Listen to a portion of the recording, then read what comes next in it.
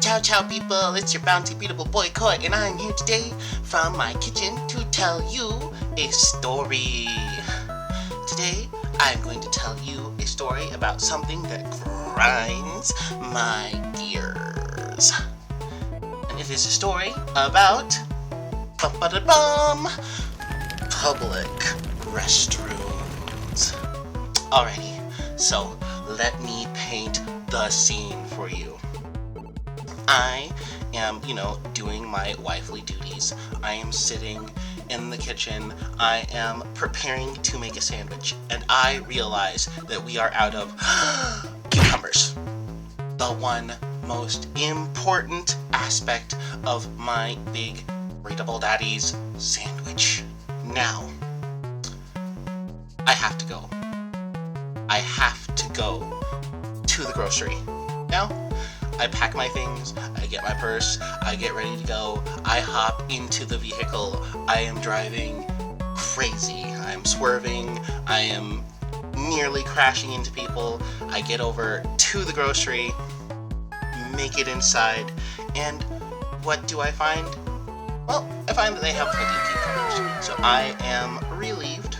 Now, I'm looking around, I am observing what kind of cucumbers they have. Luckily for me, we've got the big, we've got the girthy, we've got the lengthy, everything in between. I find that we will have the perfect selection for me.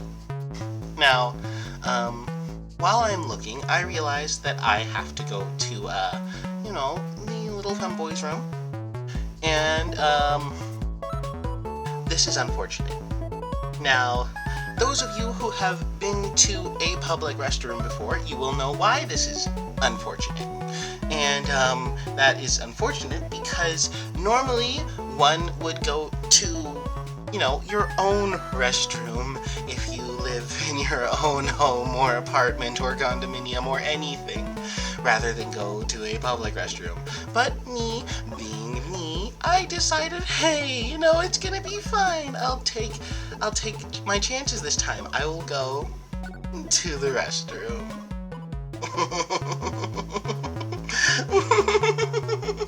I made a horrible mistake.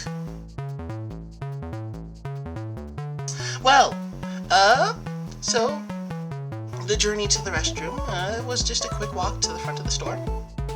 Now, ever decided to design restrooms, we need to have a talk. We need to have a very serious talk. Now, the walk into the restroom is not the terrible part. It's opening the door that is the first, most horrible part. I don't know who has talked to anyone about the ventilation of these receptacles, but it is terrible. Absolutely terrible. I don't know who decided, maybe we'll just put one vent into the middle of the room, right over the sinks, rather than over the toilets. That was a poor decision. Because the sinks are not where the stink is. No. So now you open the door and you are hit with a wave of funk. A heat wave, a nuclear heat wave of disgust. So I open this door and I'm nearly bowled over by a wave of poop fume. Can't really, cover my nose properly because it's already being covered by my mask because, I'm being socially responsible. I'm out here trying to protect myself and others. But I walk in trying to cover my face. I just need to tinkle. I walk over and, I'm just trying to head to the urinal. And I notice, there's more people in here. That's nice. That's nice. There's a bunch of people. And by a bunch, I mean there's 2 people at the 3 urinals. Now, I don't know if my lady friends out there know about this, but for the male population, apparently there's an awkward etiquette to urinals. You see, if you are using urinals, you are not supposed to stand directly next to the person who's using the urinal. So one person will take the urinal to the far left, and no one should take the urinal in the middle if that is happening. Instead, you should take the urinal to the far right if there are 3 urinals. And if there are 4, then, you alternate spaces. And then, if you really, really must go, then everyone does an awkward pile in, and there's an unspoken rule: no one should look at one another.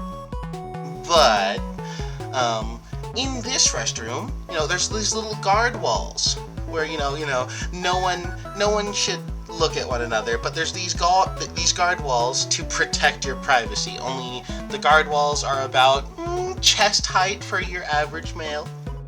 So if somebody wants to look over and see your personal area, then they totally can. So I'm standing looking at these 2 men who are very guarded about their personal space. I begin walking towards the urinals because I don't particularly care to look at them, and I receive a death glare. Now, I'm not talking about, a turn around, don't look at me, don't come over here, face. I'm talking about a, if you come over here, I will eat your soul kind of face, which I have never experienced in my life. So I'm terrified. I'm like, you know what? Maybe not the urinal. I'll just go over to the stalls. And that's when I start thinking, okay, so we have chest-high walls, so that's kind of terrible. Maybe if the walls were taller, then I wouldn't be receiving such horrible glances from my compatriots in the bathroom. But that's fine. That's fine. I will just continue over to the stalls.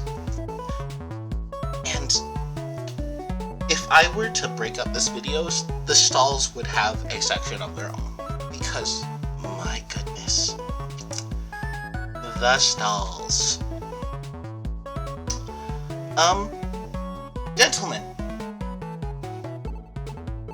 I don't know what you're doing in the male's restroom. I don't particularly need to know why you're doing it, but let me tell you that if you need aiming classes, they are available to you.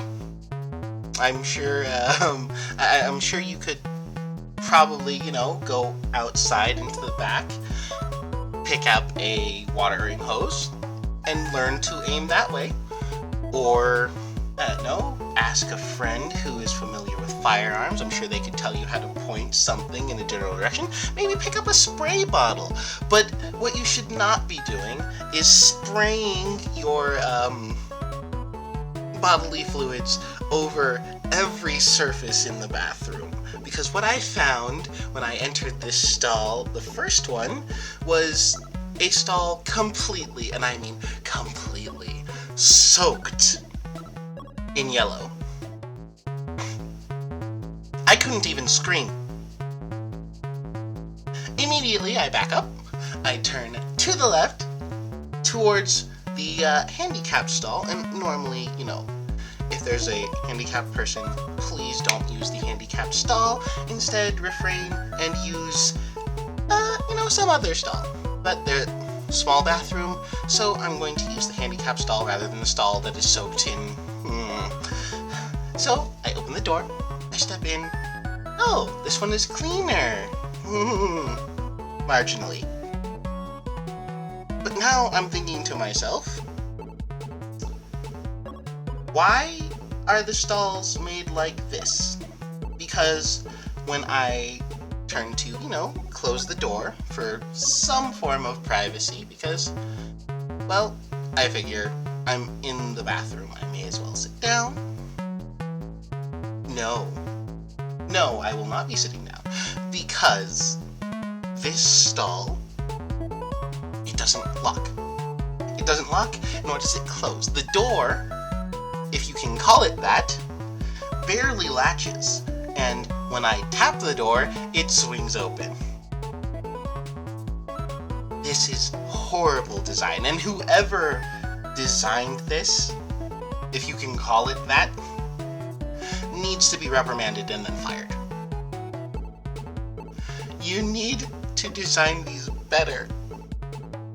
Also, why is there a gap? Why is there a gap between the, like, I'm not talking a small gap. Why is there, like, a huge, like, face-sized gap in between the door and the walls? In fact, can you call the stall walls and the stall doors for the bathroom a stall wall and a stall door? I don't think you can.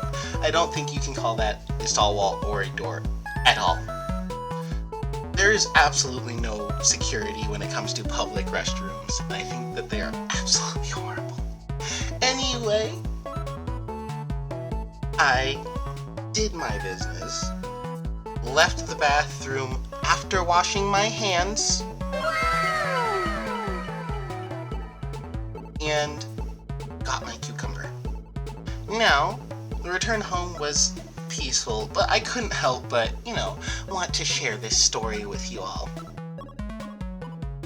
Public bathrooms are, if anything, atrocious, and it's something that's been on my mind since I got back.